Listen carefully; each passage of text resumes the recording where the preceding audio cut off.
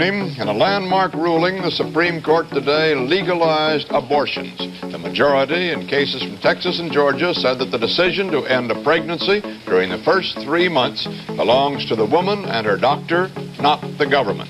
Thus, the anti-abortion laws of 46 states were rendered unconstitutional. What happened in Roe v. Wade was that the court found that women have a fundamental liberty right to a protection of privacy.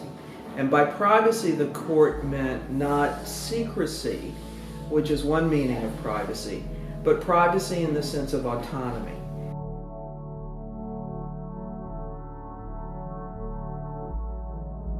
In the mind of most pregnant people, 20 weeks is when you find out the gender. And so that was what we were focused on, right? I thought I was having a boy. My husband was like, it's 50-50, I have no idea. But that was kind of our focus for that appointment. I said, everything look okay? And she just paused and said, I think I see something.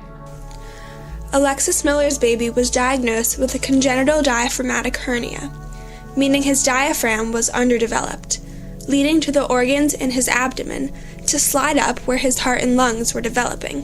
When we went to the hospital, this is really hard to talk about. Next morning I go to the hospital and, my husband was there with me and he had to wait in the waiting room. He was with me for some of the prep. And I saw my doctor and she was wonderful, and saw the anesthesiologist and she was wonderful. And my husband stayed with me most of that time, and they had to send him down to the waiting room. And I went in for the procedure, and I woke up afterwards, and my husband came up very shortly thereafter. All I wanted to see was him, and I could leave as soon as I could pee, and so I chugged water because I just wanted to get home. And we eventually, hour later or something, I was released and we went home, and my mom had come and taken care of our dog during this time, and so she was dropping the dog back off just when we arrived home. And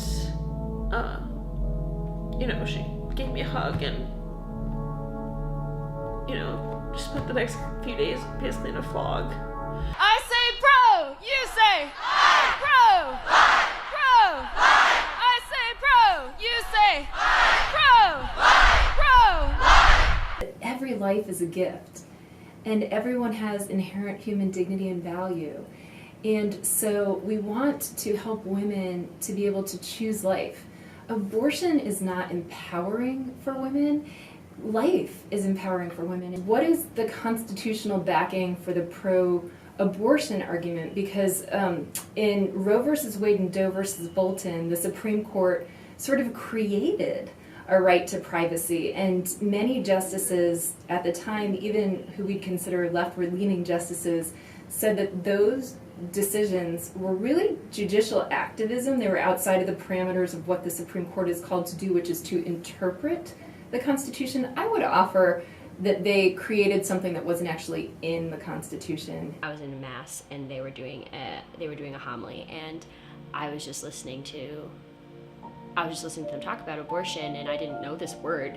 And I got in the car and I asked my mom, I was like, what is this? I'm sitting there in church, and I now, coming from being 19 and understanding a lot about the pro-life movement, I come at it with less of a religious perspective and more of, I believe that it's common sense that every human being has innate dignity, and I believe in the science of conception being the start of life. And it's interesting that I heard it first in church, though, because that's something that really speaks to me. I don't believe that abortion is a woman's right, if we're looking at a political perspective. I believe that it is quite simply killing a human being, which is something that we're not allowed to do in law, and there are repercussions for something like that.